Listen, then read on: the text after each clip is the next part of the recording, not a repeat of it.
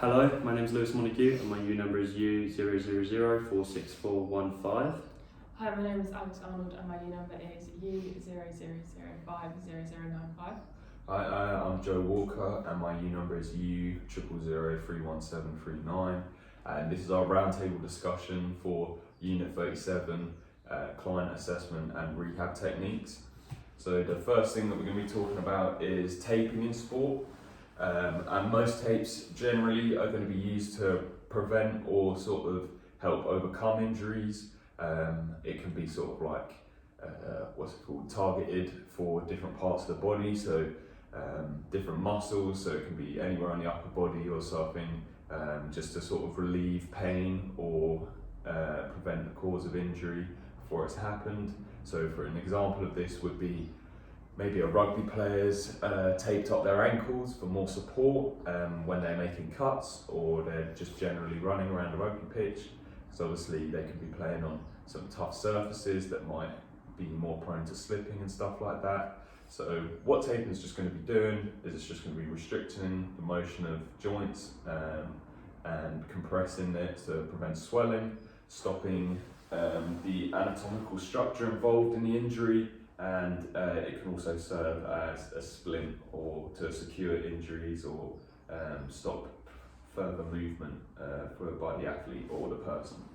It also prevents re-injury, so if you've had an injury before, just strapping it up makes the athlete feel a lot more secure and safe when, like Joe said, making them cuts or doing movements that they don't feel as strong in anymore on their injury. Yeah, like Alex and Joe were saying, it's really good for preventing injury. So psychological, some athletes might not have even had an injury and they wear it just to make them feel better. But then it's also good for if athletes do have injuries, and like Joe was saying, to keep in that injury, reducing range of movement and motion, so it's stuck in that place, limits it from getting any worse. And if by athletes taping, they can still continue playing sport because obviously all of the benefits Joe's described. So we found a research study on Ekstrand in 1983. He had 12 different football teams wearing ankle straps from that taping. Obviously it was a controlled environment, so they were all sort of training as usual. But they found that there was less injury when they were wearing the tape, so it definitely helps to prevent that injury, and obviously it's been shown in that study. The ones that weren't obviously were a lot more prone to ligament issues laterally when performing their different exercises. Yeah, so that study obviously shows that the athletes that wore tape got less injuries, so obviously, which is really good. Yeah, and do you guys want to add anything else to that? No, I think that's very good.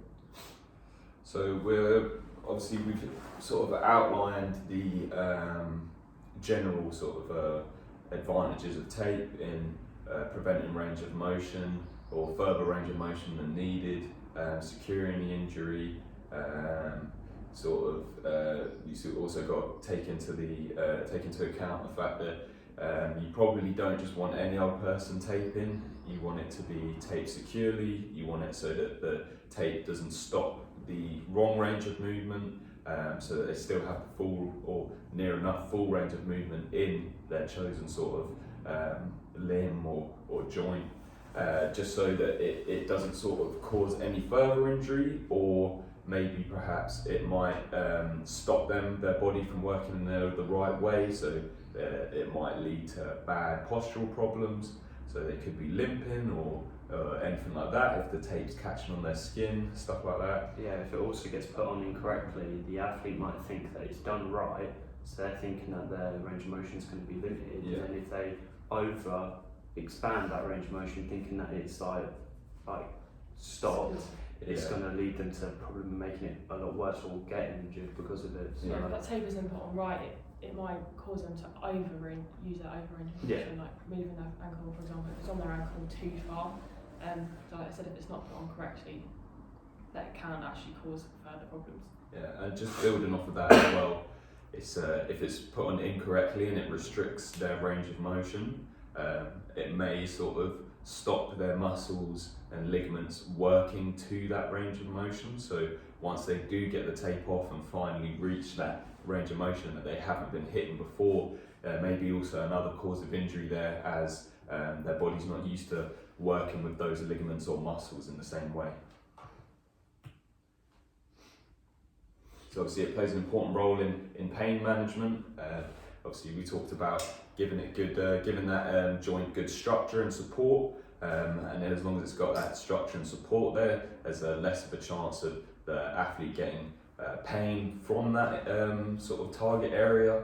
Obviously it's not going to completely nullify it. You need some sort of supplements or sort of medical treatment for that specific area, depending on what injury you've got, but it will help to reduce the pain as you're actively relying on it. Yeah, and what it does as well is obviously because pain, athletes don't want to play their sport in pain. So by obviously reducing the pain, they can play a lot better. It puts a pressure on the inflammatory part of the body. So obviously it won't cause any more inflammatory. So obviously there'll be less amount of pain in that area. For example, with an ankle or such as such.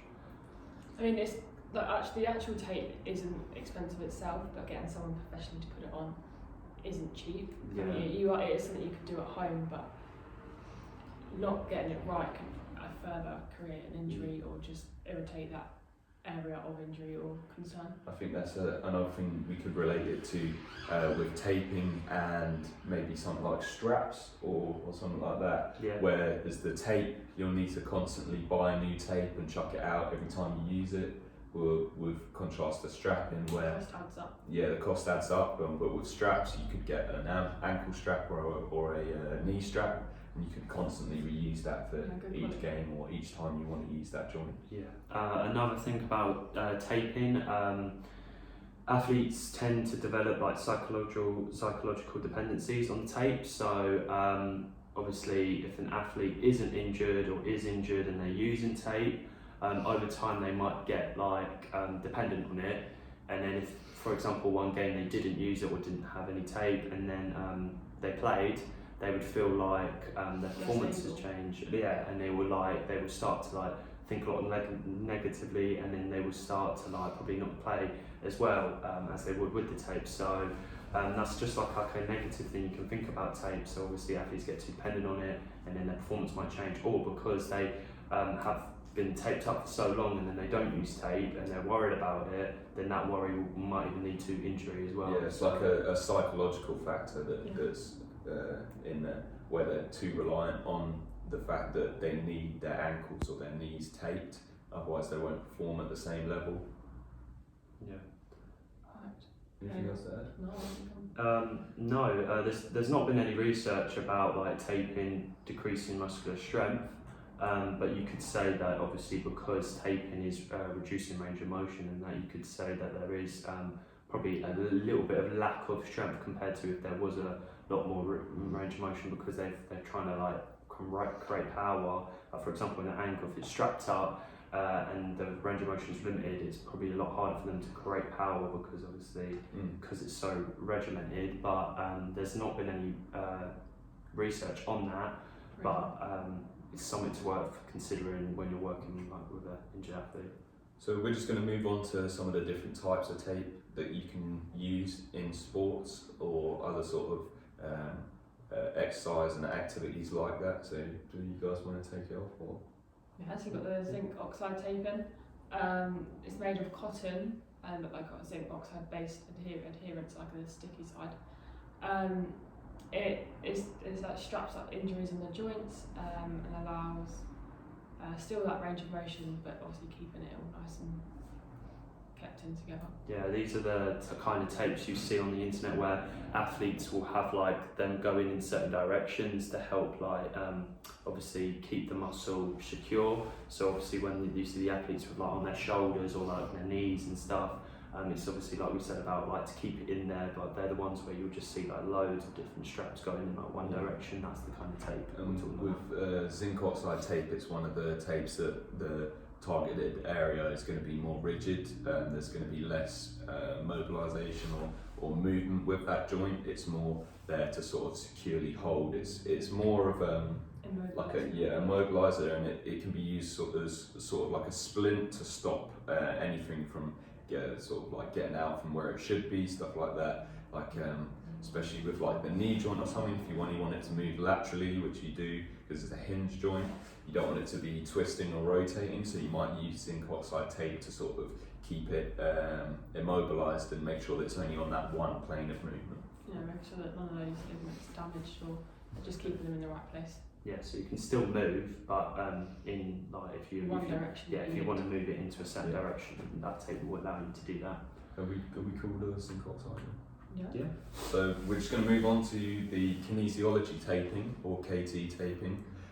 So unlike the zinc oxide, this tape is a lot more breathable, or I want to say mobile, as in it allows a lot more range of motion. It's also water resistant and can be worn for longer periods of time just because of that. And it's probably the better option if you're going through more intense exercise where you'll be in a game or so, just because it gives you that support, but it's a lot more flexible in the way that you can move. Yeah, so like Joe said, you can use it up to like about 5 days. With the other ones, with the other tape, the zinc oxide tape, I think it's some people would probably use it once and then have to reuse it every like per training session or game. With this one, you can use it up to 5 days. So obviously, with the interpolations, it's you can use it for longer. Like Joe said, it's waterproof. So if you are playing sports outside like rugby or like American football and it's raining, this tape will more likely stay on compared to the other one, because obviously the other one isn't waterproof. Yeah, it's got also a lot of benefits as well. So that like the benefits include like the blood flow, like increasing that blood flow to help repair the tissues. Like, so again, if you've done something to your ankle, and that tape around that ankle would help the blood flow to increase to the specific areas where needed.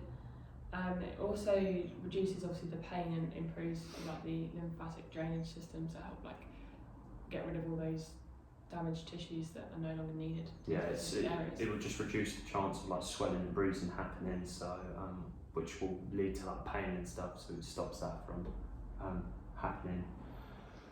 And like Joe was saying, it provides support like the other one does, but this tape is a lot better compared to the other one because it doesn't limit your range of motion. So like we were saying about the other one limits your range of motion, but you can still do sports. With this one, if you wore this tape, it will provide like support, but it won't limit your range of motion, meaning that you could probably perform more like closer to your like what you were before the injury, or if that's in the sort of scenario that you have been injured. It will help you sort of bridge the gap between more rigid tape and then actually going on into no tape, because it's sort of gradually progressing that range of motion into full range of motion. But yeah, obviously we still need the sort of expertise or knowledge on know-how on actually applying the tape still. Otherwise you could be targeting the wrong area, or you could be taping in the wrong place, and it could have the same negative effects as the other one, in that an athlete may have sort of bad postural effects because of it, just because of the bad taping and stuff. Alright, so now we're going to be talking about the other types of modalities. So we're going to be moving on to walking aids. So these can vary between a lot of different things. So they can be like crutches, or they could be like a walking stick, depending on like what you need. For in sport, most walking aids used would be crutches, and basically crutches help transfer the weight from the legs to the upper body. So like for example, if a person's injured or broken their like knee or ankle or anything lower body wise, it helps use your upper body to like take pressure off your lower body, and what that does, it will allow your bones to like heal, because there's no weight on them. It won't cause any further injury, which is obviously a way to help recover. I say the downside to like crutches and stuff is they're quite uncomfortable, because due to you putting a lot of weight onto like the handles. So some people put like socks on the handles to help like with comfort, but due to you putting a lot of upper body like weight onto it to get weight off your lower body, they can be a lot quite tiring on your arms and stuff. There's also different types of crutches. So you've got like underarm crutches, which like just like place against rib cage and use them under your armpit. You've got some forearm crutches, so like where you just hold like the grips. They'll have like braces around the forearm so that you've still got them attached to you, but you're just holding onto the grip. Yeah, they can be metal or plastic. And then you just got platform crutches, which are like the kind of standard ones you'll use.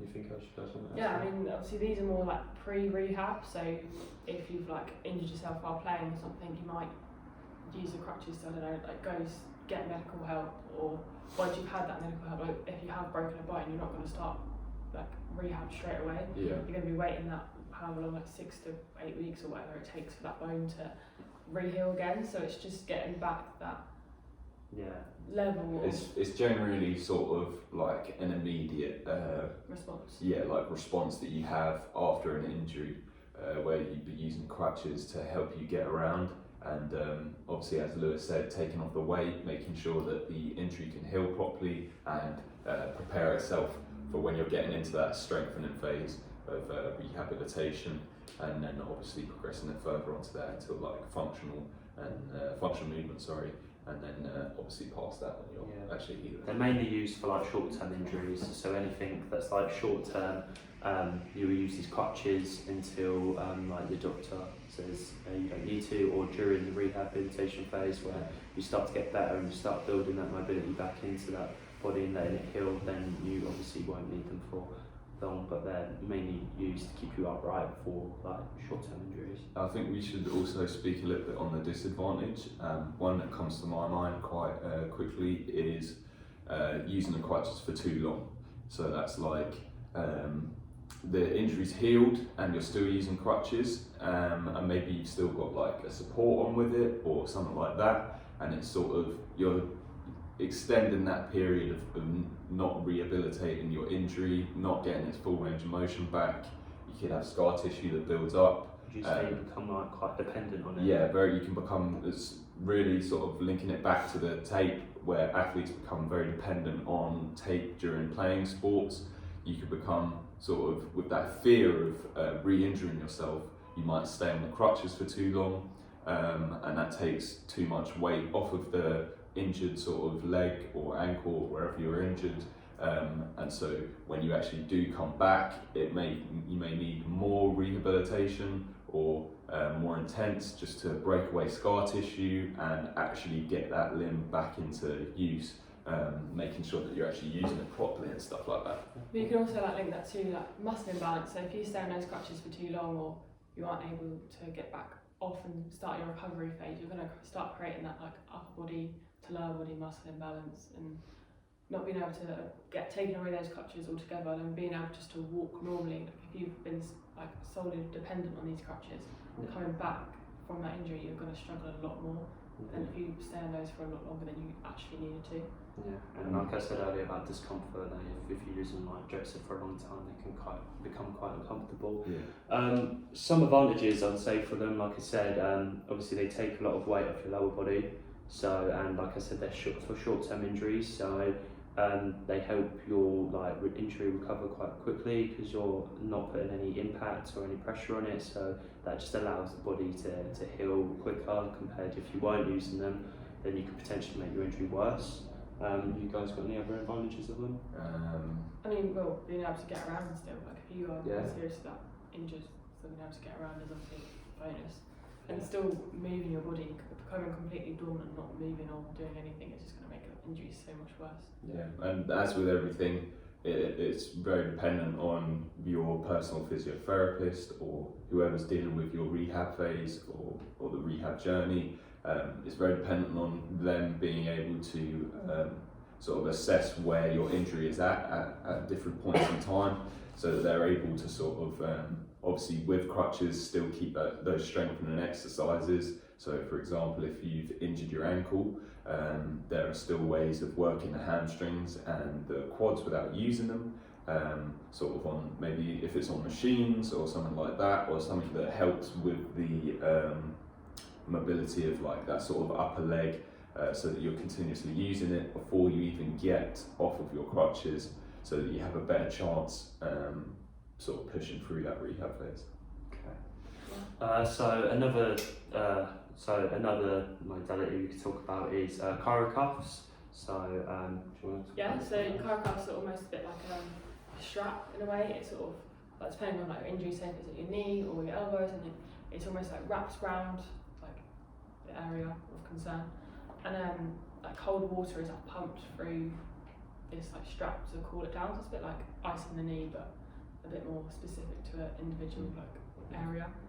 A bit like chirotherapy? Yeah, it's like Alex said with icing, it's a sort of a way to do it where the cuff will still provide a little bit of stability to your injury, along with the icing and sort of preventing the inflammation of the injury, helping to reduce that swelling, whilst also being portable enough so that you can walk around with the crutches, or you can still make your way around, wherever that be, your home or your facility that you're going through. It's like a nice way of strapping it and sort of forgetting about it until you need to take it off or refreeze it. Yeah, so it's pretty much basically like Alex and Joe said, it's an ice pack, looks a little bit like a knee brace kind of thing, but it's obviously got ice and water in it, and it just provides so like knee support to the knee, and it helps control the pain and swelling.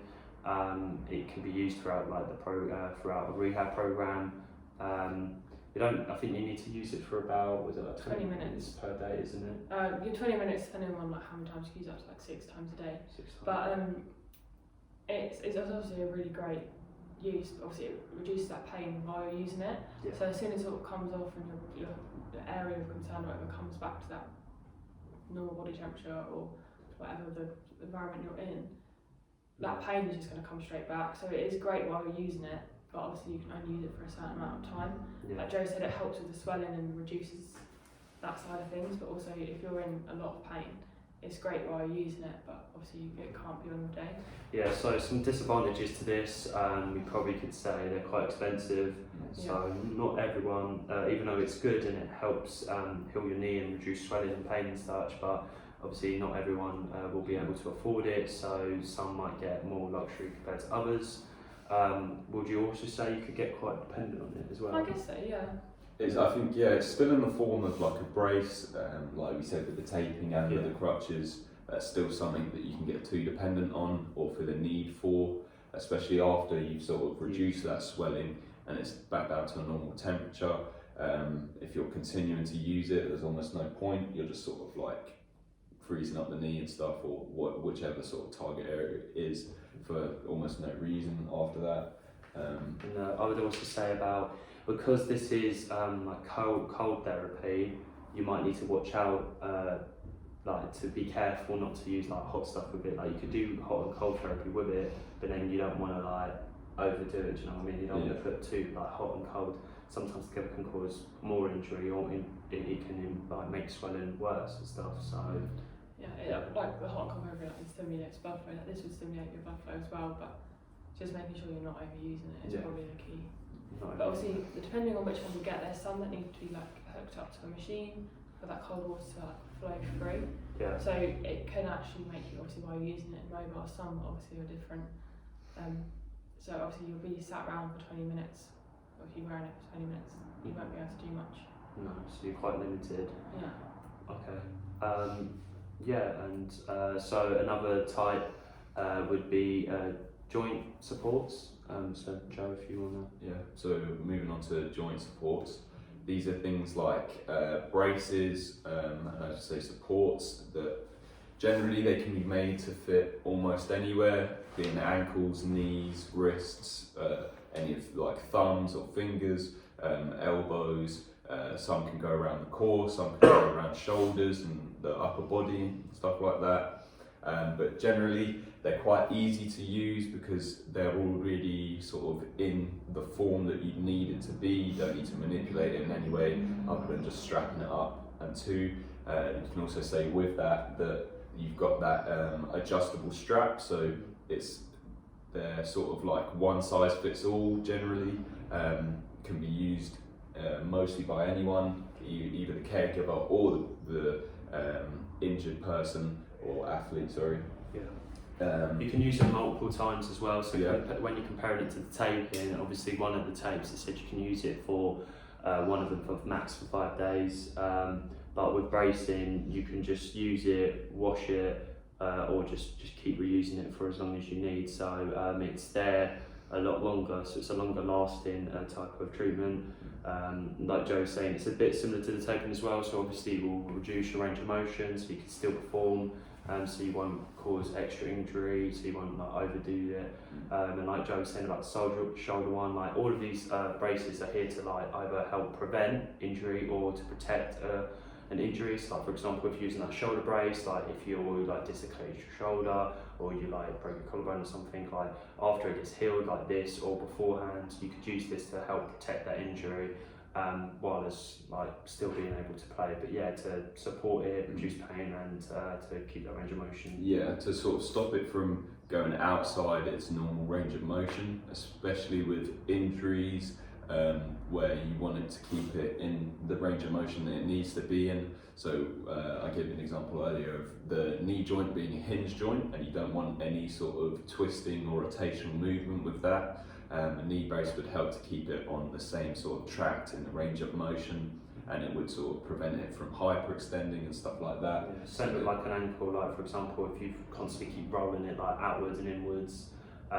it will keep it like quite firm and quite straight, so then when you are doing like twists and turns and stuff, it won't make you like roll it, it will keep it quite straight, and then obviously your range of motion will be limited, but it will help either prevent or keep the injury a lot safer. Yeah, so like I use an ankle brace for when I play like my netball or like high intensity sports, so they're like semi-rigid, so obviously I'm allowed to be moving that one plane of motion. I don't want to keep re-injuring myself, so since I've started wearing a brace, it's definitely massively I've improved, as well as like my ankle hasn't been hurting as much. Obviously it's keeping me in the right plane of motion, so I'm not going to start rolling my ankle. Obviously it's rigid in the parts it needs to be set up the side of my legs. Obviously my foot can like flex, stuff like that. Would you say that you've become too reliant or dependent on it? Yeah, that is only just some of the disadvantages is that I don't like playing without it. Yeah. So having that support is great and it makes me feel a lot more confident, but when I don't have it, I do constantly worry about it, and I think overthinking an injury. Yeah, that when you're not wearing a brace, it definitely. Yeah, because you'll be too worried, and then if you play when you're like feeling anxious and worried, you're likely to. There's research been done like you're likely to increase injury risk, not even to that certain part. You can get an injury anywhere else. And I guess it's also taken Alex's focus off of her game if she's not wearing it, which is sort of like almost like a disadvantage of the outcome. She's more focused on preventing the injury than she is actually playing the game. You probably won't perform. Yeah, so having that on obviously improves my confidence when I'm playing. So they do massively obviously help prevent an injury, but also psychologically it really benefits you when you're playing. You're not constantly conscious about that injury or the previous injuries that you've had before. Would you say that you feel more confident now whilst wearing your knee support than you did before your injury? Yeah, obviously before I injured myself I wasn't thinking about it, but since I've injured myself I'm constantly worried about it. Yeah. So especially if you're in like a cold weather environment, obviously I sense it a lot more. But keeping that brace on definitely helps with your confidence. Okay. It's just the cost, isn't it? Yeah, I was going to say some of them are obviously depending on what part of body that you're protecting or that is injured, they can vary in price, and some of them can be quite expensive. I think like the shoulder ones are really expensive. Yeah. So obviously. But then we've also got that part of it where yes, they're expensive, but it's sort of weighing out in the long run what you would do. So as Alex said, she uses her support regularly in almost every game. But with taping, she would need to consistently buy more tape every time she plays. But with that, obviously the support that she uses, she can like throw it in the wash, get it back, and it's almost brand new. Yeah. So the interrelationships between all of these types of modalities is they're all used to help like protect protect or prevent injuries. It seems like loads of them reduce range of movement to help like protect it, but obviously loads of them have disadvantages such as like cost and like other disadvantages and like dependency. Quite a lot of these, so obviously that can cause more injury on stuff, but all of them have their advantages and disadvantages, but they're all used to help prevent and protect. I think injuries. the one wide sort of general advantage that all of these can have is relieving pain and sort of reducing that stress of an injured area. Also, as Lewis said, the limiting the movement. With the sort of exception of the tape, most of these other forms are very easy to use for either the injured person or the caregiver, whoever's sort of responsible for that person's rehabilitation. But obviously, all of these different things do cost money, so it's not sort of readily available for everybody. Yeah, I mean, the only thing I'd say as well is that they all can be used at different parts of the recovery phase. So obviously your crutches, you're not going to be using those once you're recovered or before you've had this injury, so that is for a specific point in the phase of an injury. Whereas like your braces and your taping, they can be used, like we said previously, for pre-injury or post-injury. So there's some that can be used for both, so like taping and your supports, whereas your crutches are probably just going to be used when you are injured. Alright, so in the next section we're going to be moving on to treatments. Alright, so now we're just going to be moving on to treatments. We're going to start with the hyperbaric chamber or an oxygen chamber. So this is basically just a chamber in which it will increase the pressure and the amount of oxygen that the patient is receiving. Sort of the positives and stuff to this would be increasing the blood flow, increasing the amount of oxygen that gets to different parts of the body.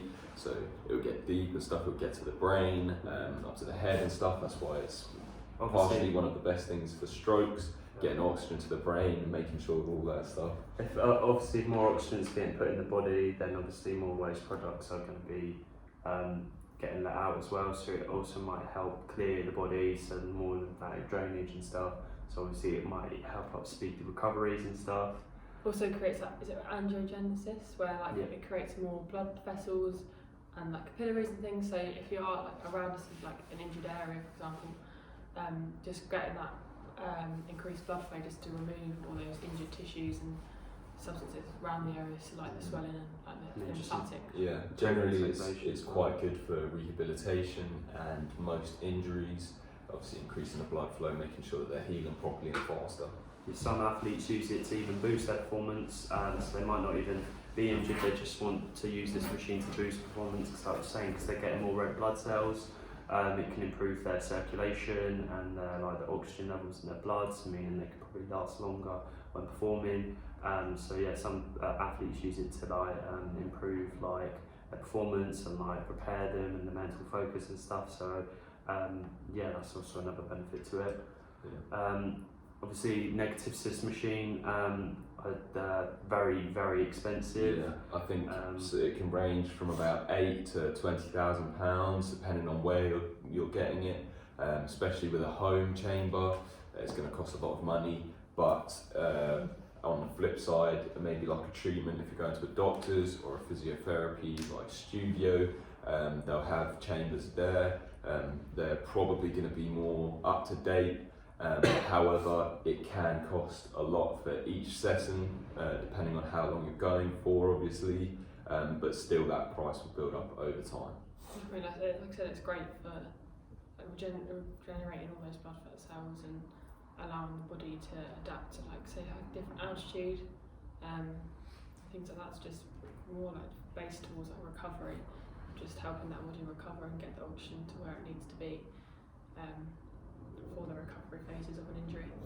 Yeah. Okay, so now we're going to move on to hydrotherapy. Hydrotherapy is obviously therapy in water. So being in the water obviously reduces pain. So being like more warm water, being able to move like a specific like injured area a bit easier. So it takes off more of like the body weight, like the water obviously balances out your weight a bit more and evenly distributes. Sort of like similar to crutches in the way that they take the impact out of it. It's very swimming as a sport, very low impact. Obviously, you're still required to put the effort in, but your joints and places like that, like ligaments and tendons, won't take as much stress from the working in the water. Yeah. You're going to have resistance both ways as well. So when you're trying to recover from that injury or a problem area, having the resistance both ways is making you really concentrate and be able to move your injured joint, for example. Yeah, there was research done on Vital in 2007. So they just got loads of males and doing strength training, and they used hydrotherapy like post exercise. Some of them were using cold water, some of them were just cold water immersion, some were using water immersion, and some were using contrast water therapy. And they performed exercises, and then I think the results were they had perceived pain, they had also had guide girth and blood variables were measured. Due to them doing using these different therapies, their performance improved. So there's obviously different, like Lewis said, there's loads of different types of hydrotherapy. So using that cold water shocks the body, and or warm water relaxes the body, so that it can be used for recovery, but also in preparation for a sport. Yeah, so there's a lot of uses. Yeah, it does. Yeah. So some of the findings from that test were that the squat jump performance, when they used the hydrotherapy, it enhanced significantly the force, the isometric force recovery. It was improved because of the hydrotherapy. The isometric force recovery for the different ones were compared to just different other forms of recovery, and there was just significant improvements, and the DOMs were less as well.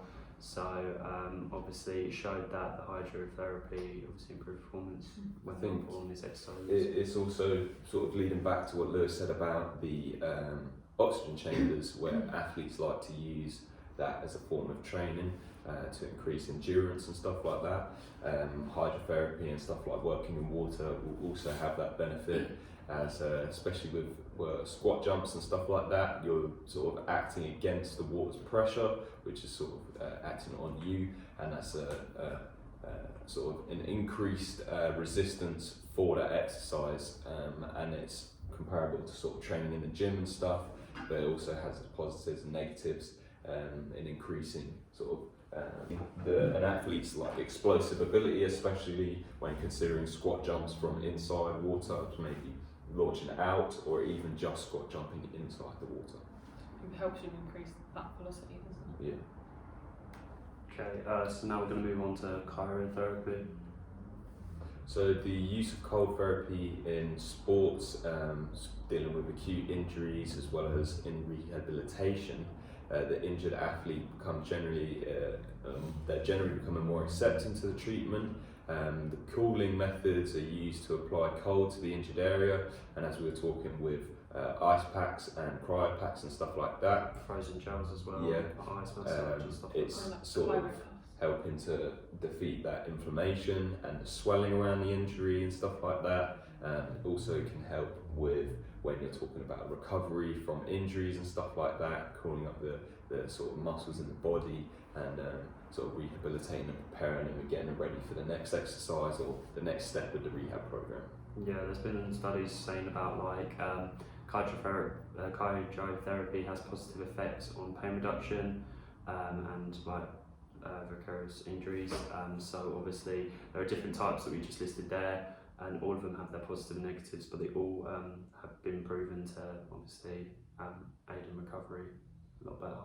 Like Joe was saying, that's been on research from me using and Levin 2012, and basically the results showed that the cold therapy increased in circulation, on surface areas of the skin. They also found out that temperatures around 80 degrees. 18 degrees, Yeah. can affect performance ability. So anything above 18 degrees affects the performance ability. So when an area is too hot or I don't really know. Yeah, no, the muscle basically above and beneath this muscle performance decreases. So basically, it's trying to say that the study found that 18 degrees is like optimal muscle performance. Anything below above will like be decreased. And it said about like critical temperatures can like cause inflammation in the body and increase. So obviously the body will start getting inflamed, which obviously cause pain and decrease performance. Is there anything else you guys know? Yeah, so generally what we're saying with the cryotherapy is it's mainly used to sort of increase like your general health. So with cryotherapy, you're looking to decrease discomfort and decrease inflammation as well. So we're trying to stop the swelling, we're trying to make sure that the blood flow is carrying on and continuing. I think it's also supposed to help with the prevention of like cell deaths and stuff like that by sort of with the temperatures, variations and stuff like that, depending on which temperatures you're going to. And obviously which method of cryotherapy you're using. Yeah, because like we were talking about earlier, there's different ones, and obviously some are more expensive than others. So we're talking about like with expenses. So it can be there's like high and low ranges. So when we're talking about the low range, it might be like ice packs or cryo packs, as we were talking about before. An ice massage, which is a little bit like. And then as you're sort of progressing up, it's going to sort of like ice baths, it's going to cryo chambers, which is sort of similar to an oxygen chamber in the fact that you're sealing yourself in a chamber, which it will just decrease or increase the temperature to what your body or what your rehabilitation needs. So yeah, so that cold therapy can like interpret like, the way that your blood might flow to like specific areas. So obviously when you are too cold, obviously it's going to start like negatively affecting your performance, obviously at that period of time. But increasing that cold therapy will just improve that area of concern. Yeah, so just reducing swelling and just obviously making sure that inflammation's gone, and we're also sort of trying to stop like the progression of like DOMS and stuff like that. And then like we talked about the study as well, it said about like 80 degrees or below affected performance. So obviously like it can kind of help gauge as well where your muscles can form best at. So it's like sports teams and stuff, you may see them using ice baths and stuff to try and help prevent any cramping or muscle spasms of the athletes with the cryotherapy. Yeah, you see it a lot after like divers and things, don't you? They like in those baths just to they have the warm themselves baths. Yeah. Okay, so now we're moving on to foam rolling. There's been research on Persley in 2015. If you want to. Yeah, so the objective of this was to examine the effects of foam rolling as a recovery tool after intense exercise. And so obviously they were looking into the pain, pressure applied with the foam rollers. They were looking to improve or see a comparison between sprint times, change of direction speed, power, and sort of general like strength and endurance. I think there was a total of eight participants. They were all males, similar heights of about 170 to 180 centimetres, and with similar weights as well.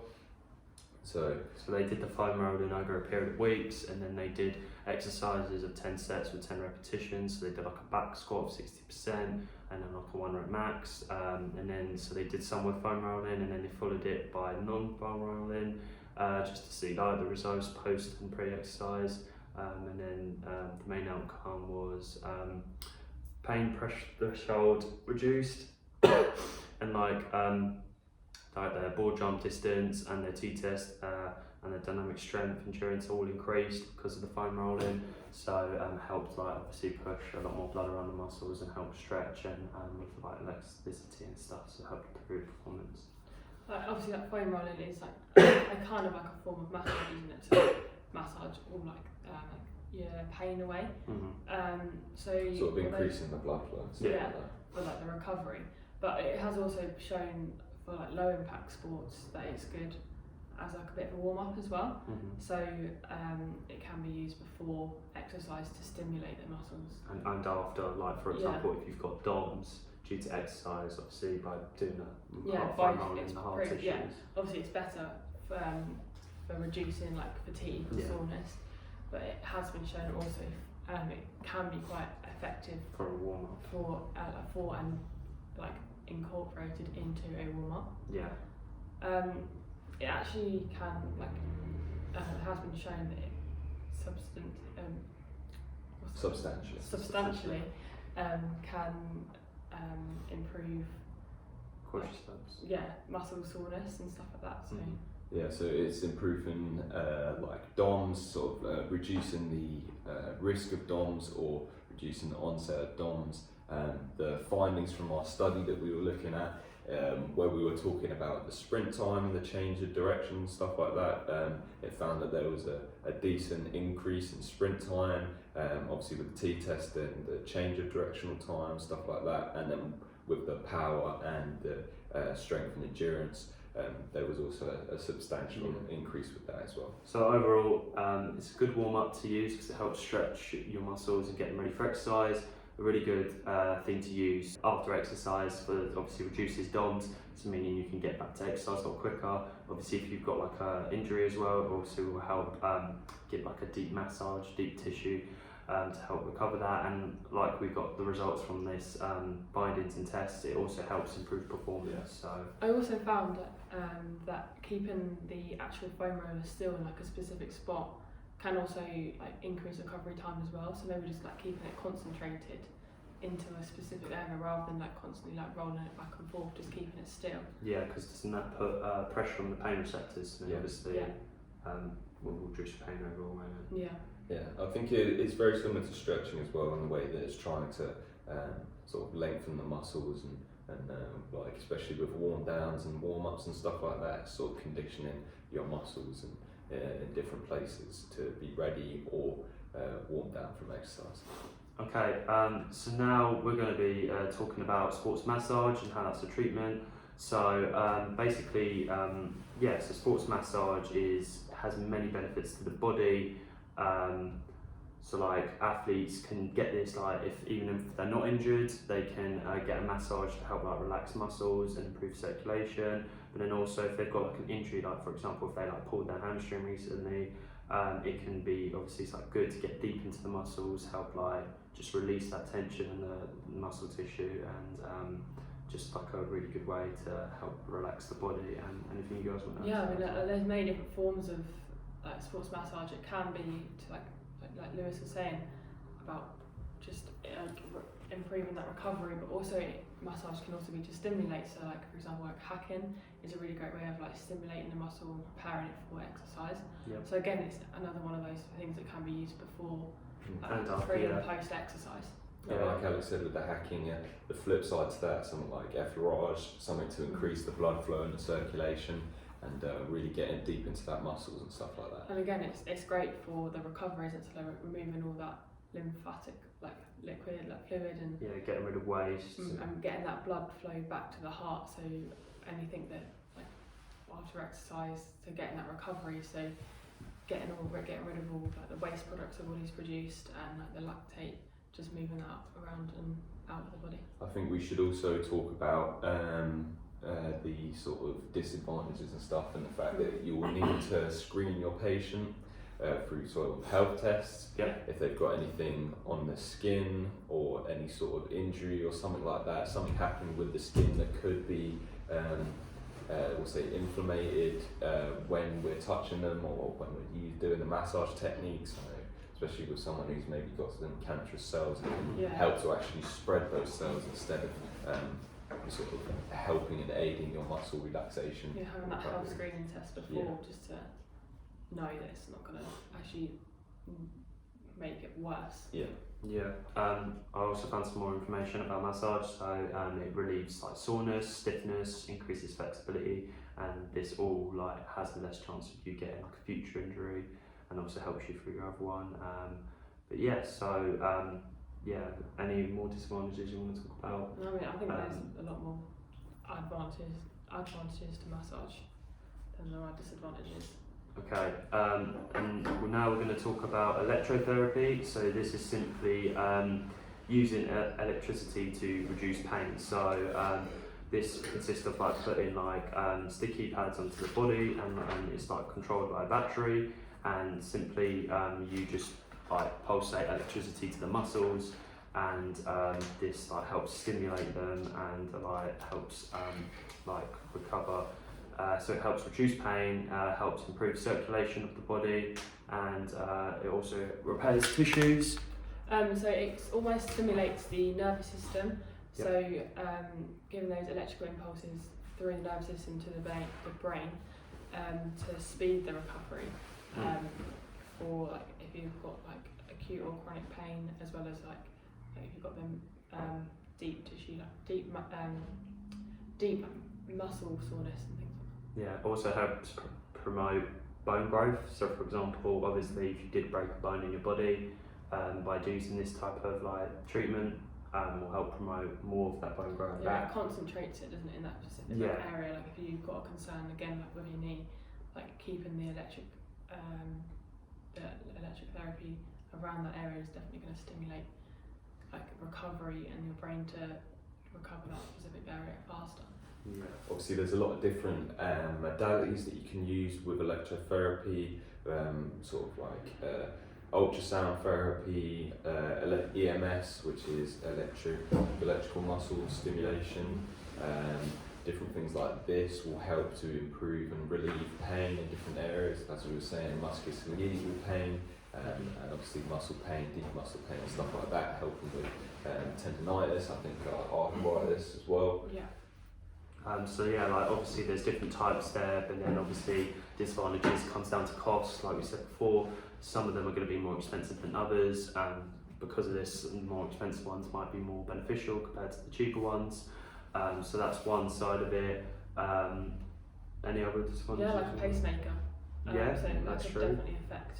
If you've got any conditions like that, obviously it's electrical currents, so like yeah, you said pacemaker could get affected. Yeah, if like any other, if you've got like any health problems and that, it could make it a lot worse. I think pregnancies and stuff is ill-advised with this type of thing. Using electrotherapy on maybe like inflamed or infected areas, sort of stimulating that a bit too much, something that you don't want to do, spreading those infected or inflamed areas to sort of a larger surface on your skin. Alright, is that all on the screen? Yeah, I think so. Yeah. Okay. So then the last one we're going to be talking about is strength and conditioning. So like this is talking about like through the rehab phases. So obviously there's different parts to rehab, but depending on what the athlete's on, when they get near to the end of the phase of rehab, they might be able to do more strength and conditioning. So obviously if an athlete has an injured part of their body, strength and conditioning is a good treatment because it helps them slowly build strength and mobility to that injured area, and helps them slowly get back into sport. Also increasing that range of motion. Yep. Obviously the strength and conditioning training will vary depending on what phases you're in. So obviously right after post-injury, maybe you're in, if you've got a knee injury or something, or as we were talking about before with the ankle injury, with crutches and still sort of stimulating your quads and your hamstrings, still making sure that you're working on that strength, because obviously if you're injured on your left leg and you're using crutches, you're taking that weight off of your left leg and putting it all onto your right leg, so you don't really want any imbalances there when you come back into actually playing your sport. And obviously this is going to increase over time, so maybe the first 4 to 6 weeks or so you're on crutches and you're doing just the bare minimum, probably movement, range of motion, trying to improve that, and then obviously increasing until you get to using those muscles and strengthening that. Yeah, so yeah, it's very important. So there's loads of different phases to strength and conditioning. You're going to start off like with the recovery, with the like the balance, and get your balance back, and your like stability, and then you're going to be moving like slowly into the strength building like aspect. You're not going to go straight in after recovery into full-blown strength No, and you would conditioning. start off You're like gonna really go low steady, yeah. and work And your way depending up. obviously on how severe or how far you've come in the recovery stage will depend on where you start in the strength and conditioning. So like if you only have like a slight injury and it's recovered really well, then you don't need to go all the way back to like beginning of getting your balance back. You can just go straight into the strength building aspect. But yeah, so main important thing is obviously is to just try and build strength into that injured area, and like you said, Joe, and also building strength into other areas of the body, because you don't want to get a muscle imbalance, which will increase like other injuries as well. So it's just like building back up that injured area so you can go back to performing.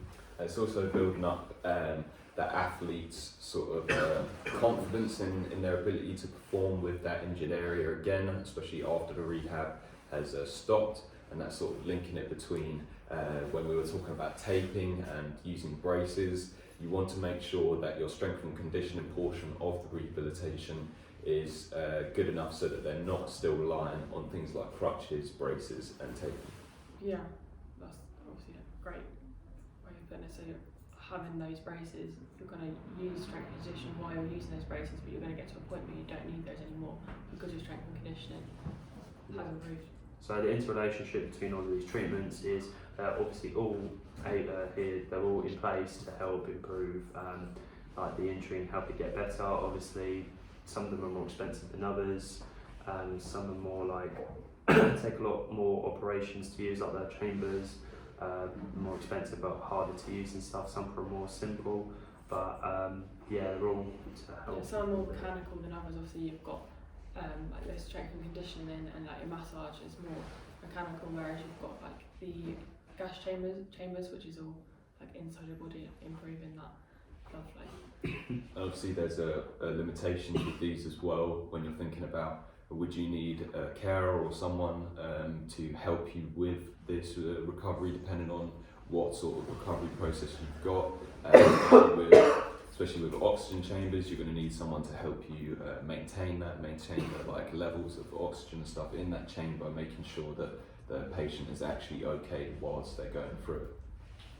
Alright, so in the next section we're going to move on to effective use of assessments. Okay, so now we're moving on to effective use of assessments.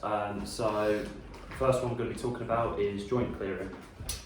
So joint clearing is to assess like a specific area of pain.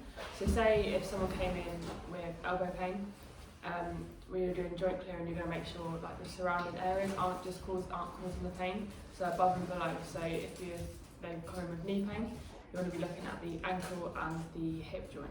Alright, so the main process of joint clearing is just to stop any misdiagnosis of an injury. So we'll be looking at neurological or just general sort of spreading of surface areas injuries. So we've got things with the different injuries we're talking about with the hips and with the ankle, making sure that the injury isn't connected to any different joints, making sure that we're not just singling out where the pain is coming from. We're making sure that we know the root of the pain instead of just looking at the basic sort of surface face to face of the injury, making sure that we're not sort of applying any. For example, if an athlete had pain in their knee region and you just thought it was the knee, and then you were like, okay, we can do some exercises on it and it'll be fine, but then turns out the pain was somewhere else, it can potentially make the injury a lot worse. So by doing joint clearing, you can find out, for example with the knee, like Alex said, look at the ankle and the hip, because that could be causing pain to that knee or to other areas. So by finding like the surrounding areas where the pain is, you can find out if it actually is in a different area, so you can obviously help treat it better. And like they've been saying, Joe and Alex were saying, so yeah, misdiagnosis, you don't want to diagnose something that isn't obviously the case. So and then neurological as well, isn't it? So consists of trying to spread the pain as well. So like if, for example, like people that compromise in pain, so like say if your shoulder was, or like say your hip was hurting, like you start to walk a bit funny, so then that could really cause like a back pain or a back problem. So like an imbalance in like muscles and stuff like that. Yeah. So we don't want to treat what we think is the injury and cause further or worse injury to the patient. Yeah. Is that everything on? I think so. Like positive and negative. So, positive is obviously it's a great way of knowing where the actual injury is. There's no point further trying to treat a problem like at the knee when actually it's their hip that's a problem. So doing that check of joint clearing is probably the best way to start like a recovery of an injury or a problem that someone comes up with. Yeah, it's just procedures to follow to prevent that from happening, isn't it? Yeah. Yeah, so it doesn't cost anything to do this assessment, but obviously you need to know how to perform the assessment correctly. Like experience. Yeah, to obviously do it. So the next one we're going to move on to is talking about X-rays. X-ray is just a type of radiation called electromagnetic waves. Each radiation will have different wavelengths, X-ray being from 0.01 nanometers to 10. What an X-ray does is it will just create an image of the body or inside the body showing the different parts and shades of colour. So it'll be white to black, and you can have varying in those shades, so white, grey, proceeding into black. The reason behind this is just the different tissues will absorb different amounts of radiation. So that's how we get the differentiation between the bone, the tissue, and then obviously outside, which won't be looking at, so that'll just be black. Yes, that's why most X-rays they're black and white, is because the radiation and the calcium absorbs most of it, so that's why it's clearly like white. But if you have like a calcium deficiency, you might have a more faint X-ray because of the lack of calcium. Yeah, but you can also do X-rays on like soft tissues, because like they say, like the light does reflect off. Is absorbed by the calcium. But obviously bones hold the most calcium in the body, so that's where they're going to be showing up the most white. And you are able to see all like the soft tissues, but they're just not going to be as strong. They're going to be more grey colour. Yeah.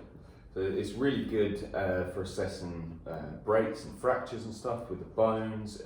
We can also evaluate some of the organs in the body, in the main body, stuff like the lungs and intestinal tracts, and for a woman, the uterus, stuff like that. Obviously, you'll just have to differentiate between the different colours and shades in the image. It's very useful for such procedures. You can clearly see where it's going, what's happening in its current state, and you can also continually do it to assess the different stages of the injury, to make sure that it's healed properly, making sure that there's no deformation in bones or anything like that. Just obviously you can't have too many X-rays, obviously, because it is like quite toxic to the body. Yeah, because radiation's going in the body too much can cause damage. It's also used for like other procedures like steroids. So like if someone was getting steroid injections put into them, someone can use an X-ray to see like live watch. Yeah, to see live where you're injecting it and if it's going into the body as well. So it's good for other procedures as well. So your negatives obviously include you can't have it too often. No. But the great positives are so you can clearly see any damages to bones or to soft tissues. Yep. So people are then able to treat their problem with much more accuracy than just trying to assume the injury. Yeah, and if we're comparing this to the joint assessment, it's also another way of sort of verifying where the problem is in the injury. So we're talking about if someone had a joint assessment done and it turns out that the pain's coming from the knee, but the problem may be in the hip. You can always have the X-ray to further back it up and make sure that the injury is where you think it is, or maybe even find out that it's in a different place altogether. Yeah, so like the X-ray is more of an intrinsic view to see the problem, whereas the joint, what's it called? The joint clearance to like try and classify where the problem is. Yeah, more of an extrinsic way of finding out the injury. Yeah, okay. So now we're going to move on to MRIs and talk about that. So MRIs uses like a magnet that attracts hydrogen atoms. So the machine almost like spins around your body to attract those hydrogen atoms to sort of make a map of your body. So they can see again like the X-ray where issues are and problems are within the body. So the MRI, the actual machine, it's on the actual magnet is on the track, so it will have a full 360 degree view of the body. so the patient doesn't have to move. If they're injured, it doesn't cause any further injury to them, and they don't have to sort of exert any effort in doing so. They don't have to roll over to their side, and you don't need extra people to help, although it can be a very sort of daunting process. And quite long, isn't it? It's quite yeah. time consuming. Yeah. Due to your body having a lot of water, and like Alex said, it's to like map out hydrogen atoms in your body. It's like an ideal way to capture like precise and accurate details of the body to find out if there's any injuries and stuff. Oh yeah, so like again, like getting that view, like gets that full 360 view of the body. So if the injured individual is in a lot of pain or discomfort from moving around, having that 360 view, they can see where the issue is without them having to exert any force in moving. Yeah, you can also look at the body in sort of better detail than you would with an X-ray machine, being able to saw a lot more contrast between different soft tissues and organs and stuff like that, being able to see and make good examinations on stuff like the spine, the brain, and different joints, and everything that's connecting those joints and stuff together.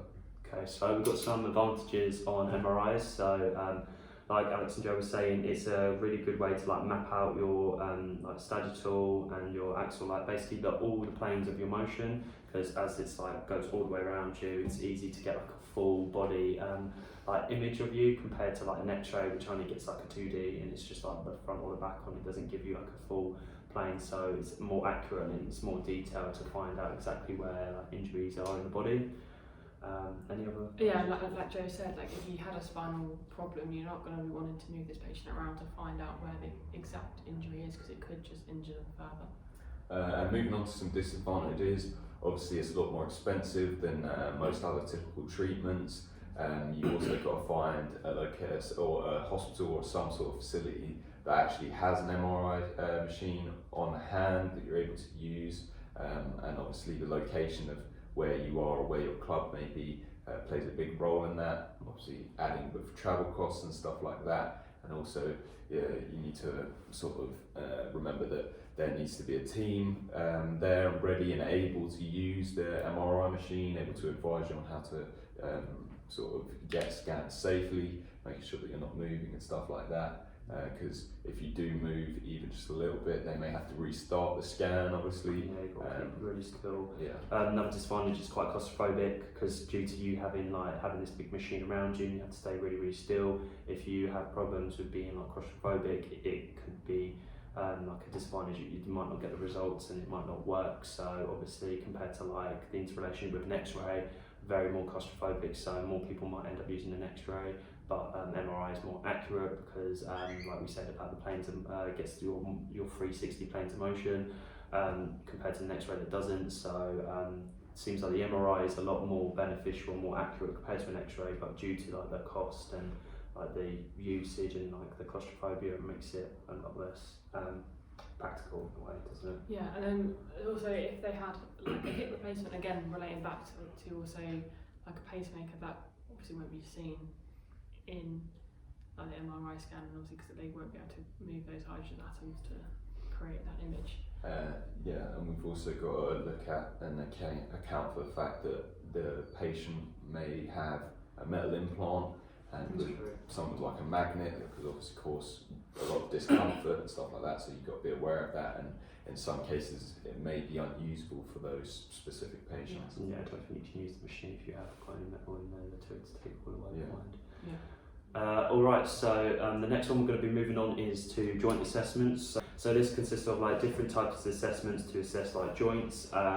We all did different assessments on each other. So I'll go first. So my joint assessment was the Eli's test. So this is to test whether you have like a really tight rectus femoris. So it simply had a person laying flat down on like a bed, and what I done was I raised their leg to the back of their glutes, and during this test to positives, so like to see if you did have tight rectus femoris. If you couldn't bring your heel all the way close to your bar, that would show that you had tight rectus femoris. If your leg shifted out to the side while I was pulling it back, that's another sign of you having a tight rectus femoris. And also if your if your glutes and your hips were tilting upwards or like tilting round, was also another sign of you having tight rectus femoris.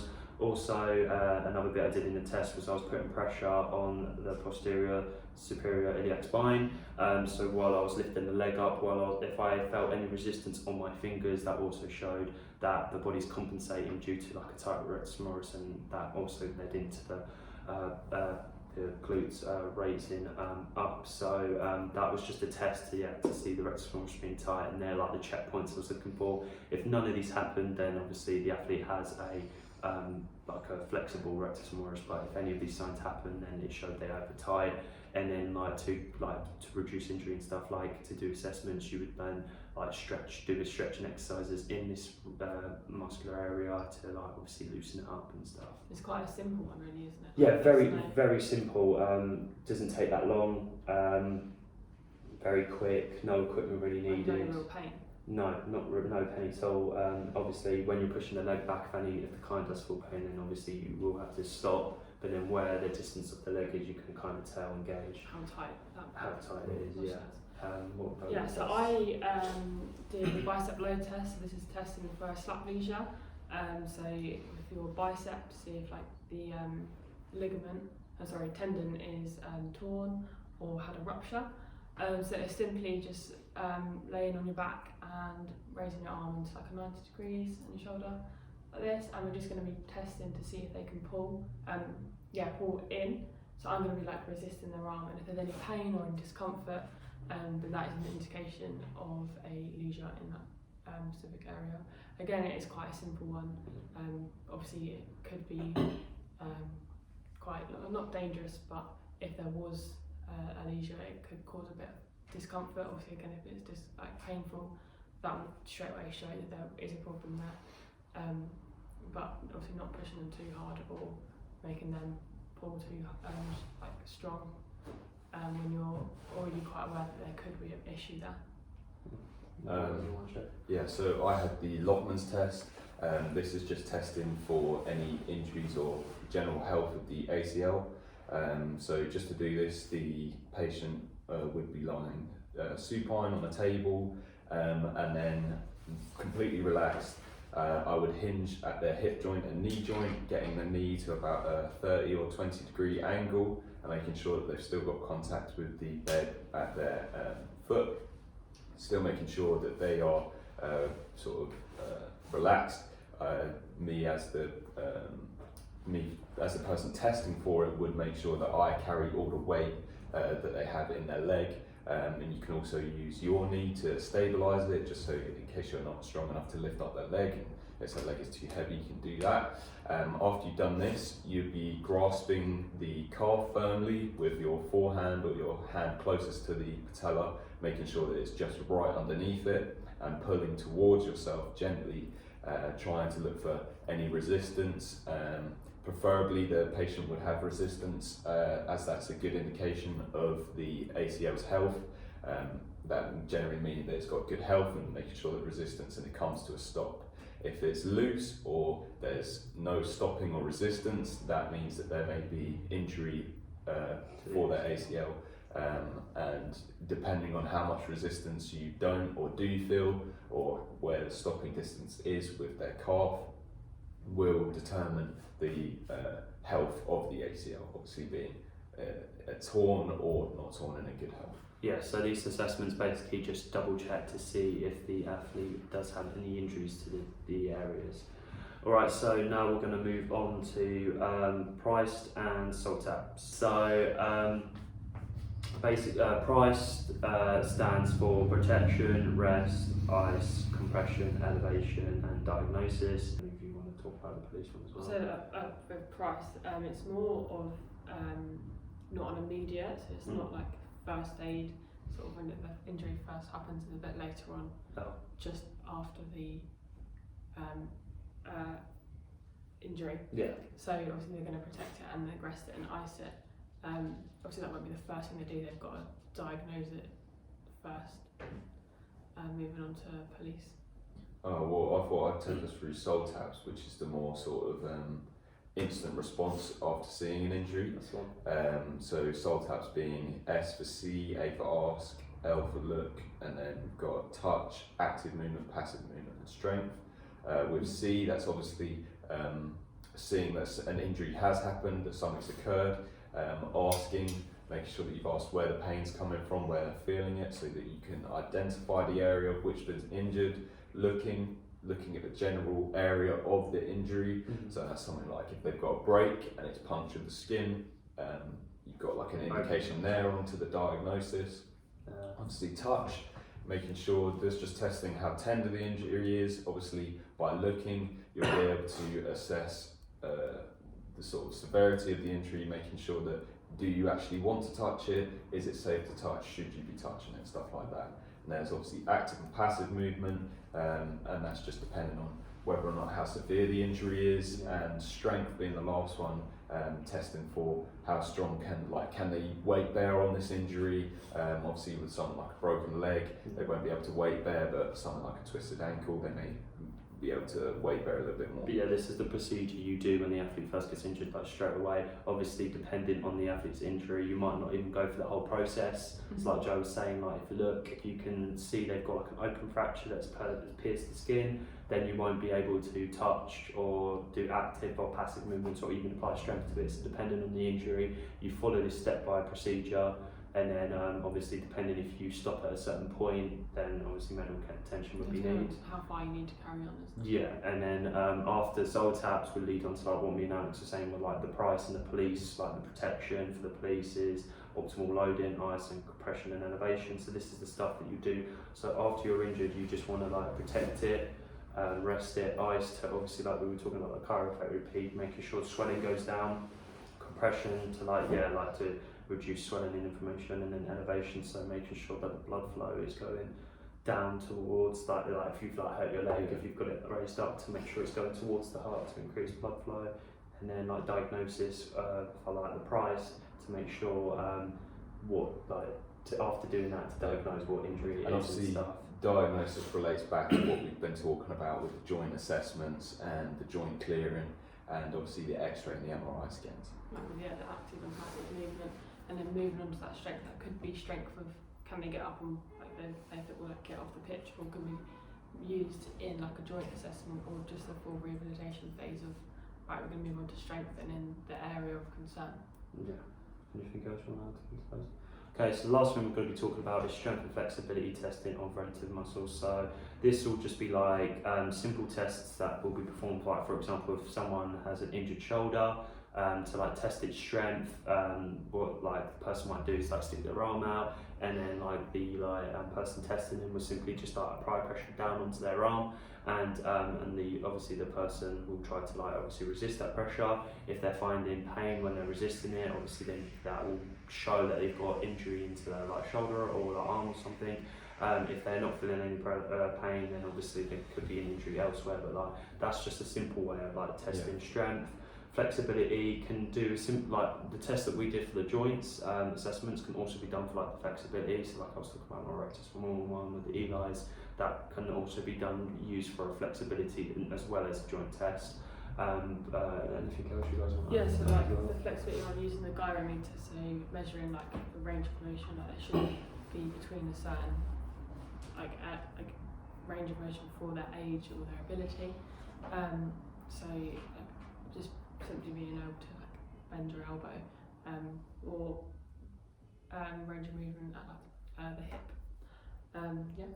So what we were talking about there is goniometric testing, and this would generally be for flexibility, and that's just testing the different planes of movement of each joint, or each joint, and you're just looking at what, like Alex said, the ability to flex, extend, abduct, adduct and stuff like that, testing the angles, making sure that they've got a healthy range of motion for their age, or any sort of other like ability that they need sort of as an athlete. You'd obviously just compare these different results that you get from your participants to the normative data of that specific person. So if they're an elderly person, you compare it to normative data for elderly people.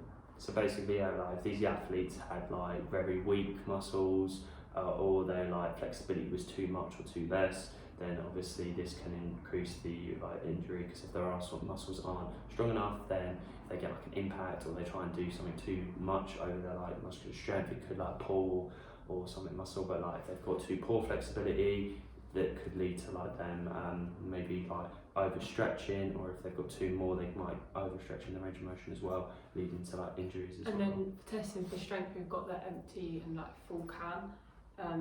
One for like your shoulders, testing your shoulder strength. So simply just holding out your hand like upwards or downwards, almost like you're holding a can if it's full or if it's empty, and then just resist, like someone resisting and lifting your arm up, and if you've got any problems in your shoulder. So just testing for that strength. Yeah, anything else you guys want to add? Alright, so then the last section we're going to be moving on to is injections for rehabilitation. Okay, so in this section we're going to be talking about injections of rehabilitation. We'll start off with cortisone and corticosteroids. Your adrenal gland releases the steroid cortisone, and cortisone is used in injections in sports to help reduce inflammation following an injury. It's suggested that a reduction in inflammation and pain will lead to a quicker recovery, which is why they use it. But they obviously do have some side effects, like much of the other stuff we've been talking about, and that can include the formation of crystals through crystallization of the steroid, and infection and blood sugar anomalies. That's due to that's due to like the temperature being too cold, isn't it? So Yeah. like if it's at a right temperature and it goes like into the body, it won't crystallise. But if it's like before it's put in, it's too cold, or your body temperature is too cold, then obviously the crystals can form and they can cause like a pain like kidney stones. Yeah, so there's obviously a lot of things that you need to be aware of when taking these injections, and obviously it should be done with a medical professional, someone who's qualified for it, someone who knows what the risks are and was able to prevent. Yeah, I mean, especially with like having diabetes as well. So when those when those crystals are formed and that injection is injected in, it can affect blood sugar levels. So influencing your insulin levels, which could like reduce or increase blood sugar. So it could actually affect performance, although it reduces inflammation. It could also affect like your everyday energy levels and abilities, and if you overuse it, it could cause insulin problems down the line. Yeah. So obviously it reduces pain. Yeah. But then And obviously inflammation. But then there is the risk of getting the crystals, which cause a lot of pain. And then obviously the abnormalities with like the blood sugar and stuff, which down the line can lead to other sort of problems. Yeah. We're talking about insulin, we're talking about like diabetes and stuff like that. That will be affected. Yeah. I mean, also, this is for all steroids. Like some steroids that you can't take if you're a training athlete, like competing. Yeah. So like drug tests and things, sometimes you could fail like a drug test. So just making sure that your governing body of your sport is aware of the reasons you're taking it. Sometimes they could overall disallow the use of specific and that could like end up in steroids. a disqualification or something from your chosen sport. Yeah, so you need to like research them before taking them and consider the pros and cons of if it's going to affect you worse off long term. Okay. So the next one we're going to be moving on to is Hyaluronan. There you go. Yeah, you can go. So this is injected into your patella, so in your knee, and it aims to temporarily increase your synovial fluid to reduce like pain in your knee. So from like rubbing, or if your body doesn't produce enough synovial fluid, I know from warming up and things it increases it anyway, but this steroid sort of influences the amount of extra that your body needs. Yeah, because some people can't produce enough synovial fluids. What ends up happening is bone on bone ends up rubbing, can cause a lot of pain. So using this injection will give enough synovial fluids, and then the bone isn't rubbing. So it as like a more general way of saying it, it's the aim is to lubricate the joint. How once it works, obviously it definitely improves your range of motion and that reduces that pain in your knee, because obviously that more fluid allows for that movement. But it can take a while for it to start affecting the actual levels or concentration of the fluid in your joint. And also having too much can dangerously affect your range of motion. So having too much synovial fluid allows your body to move further and out of your range of motion, obviously then causing and creating an injury. Okay. Kind of like dangerous levels of that. Yeah.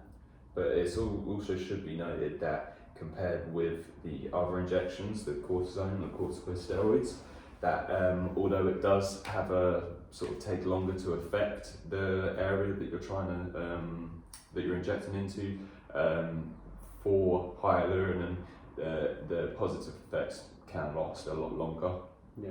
So it's more beneficial, especially for people who need that type of thing. Yeah. And considering this as a hyaluronan as like an injection, it's probably, when we were talking about the governing bodies allowing different things, hyaluronan isn't really one of those things that is sort of madly increasing the athlete's performance. It's more something that aids them to actually get up to the ability of other athletes without sort of the use of normalised like steroids and injections like that, without the banned substances. It's more of like a health need or a necessity. Then if you're like in gymnastics, that can affect.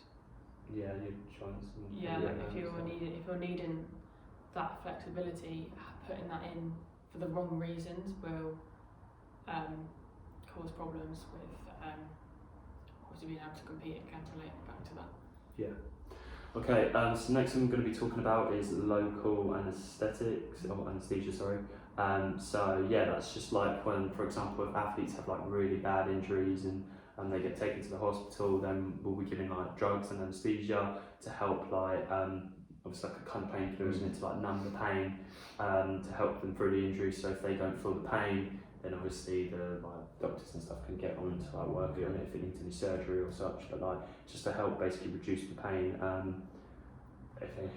Well, I think we can link definitely anaesthesia and stuff like that back to most of the other rehabilitation things that we talked about. When we were talking about reducing pain or anything like that, anaesthesia is a nice, quick and effective way of doing so. As Lewis said, especially before some form of surgery, but it also in the sort of situation of immediate action for an injury, anaesthesia can be applied to reduce the discomfort of the athlete while they're being transitioned to a place or a location like a hospital where they can further like deal with the injury in a better way. Like relating that to soul taps, isn't it? So it's probably like mixing with while using soul taps is going to be a part of the process in that.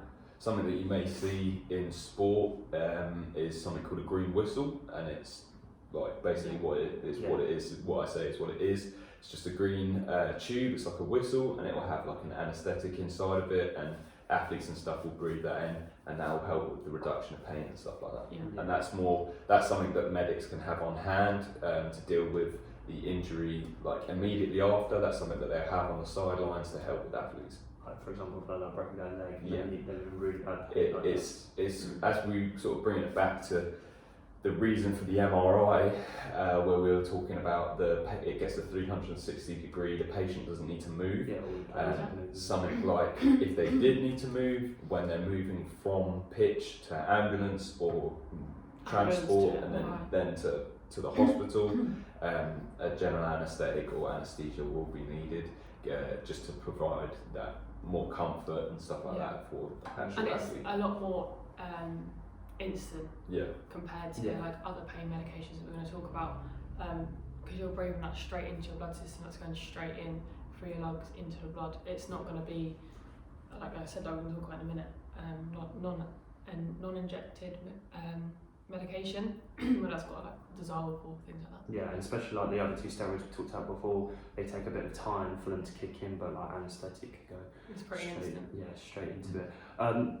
we were just like, when we were talking about these types of steroids, we kind of covered it, but if you guys want to go in a bit more detail, like the effects of these injections and the like temporary treatments, like we were saying about like the 2 steroids we talked about before, like they're good like adding synovial fluid, but like for a temporary good effect, it might be quite good. Is there anything you want to add on like long term effects? Long term it's not going to be, you're not going to have it long term, are you? It's also depending on sort of your geographical location, it's the availability of these different types of drugs. So something with the hyaluronic, not all countries or places are going to be able to get their hands on it. So it's one of those things where for an immediate effect, it's more of an ease of sort of like use and stuff like that. It's fast, it's easy, you can do this and that, but in the long term, especially depending on where you are, you might need to pay for it, you might need to consistently pay for like monthly updates of the amount, and it's heavily reliant not on you at all, especially with the hyaluronic. When we're talking about adding the synovial fluid, you need a sort of a medical professional to be able to judge how much you need and what rate you should have it at and stuff like that, and taking care of the general need. Yeah, and like local anaesthetic is more of a general pain relief. So moving on to, again, relating it back to your postural defects or your joint clearing, you don't know where the issue is. So if someone says they've got knee pain, you're not going to instantly put in that injection because you don't know if that's going to actually solve the issue.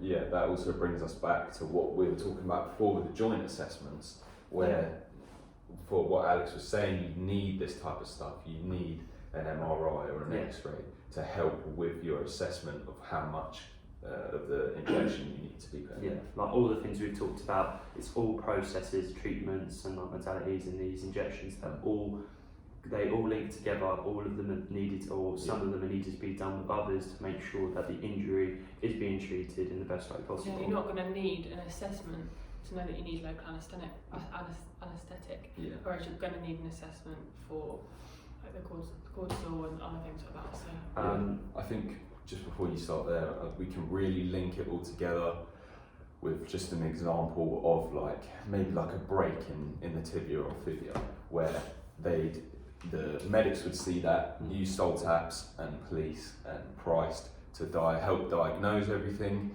and then we'd be using limb support. So after that, they'd go through all of those processes. Then they'd need limb support, so they'd need a cast or a brace. And over time, they'll lead on to the strength and condition. That leads into the strength and conditioning. If they needed any of these steroids to help it, they're all at different times, aren't they? They're not all going to be used for separate things. No, but they in that kind of situation, they'll probably be using injections, like for example, like antibiotics. Like they'd use X-rays and MRIs to look at the break, to assess what's happened. They'd probably use the joint assessment and joint clearing to help figure out how far has that injury come, like is it just the break, has any neurological damage happened, is the break internal or external, stuff like that.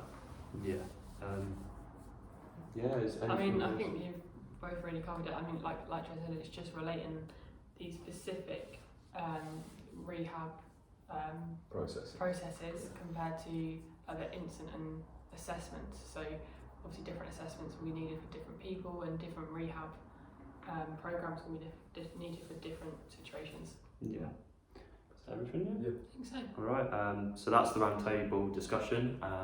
Thanks for listening.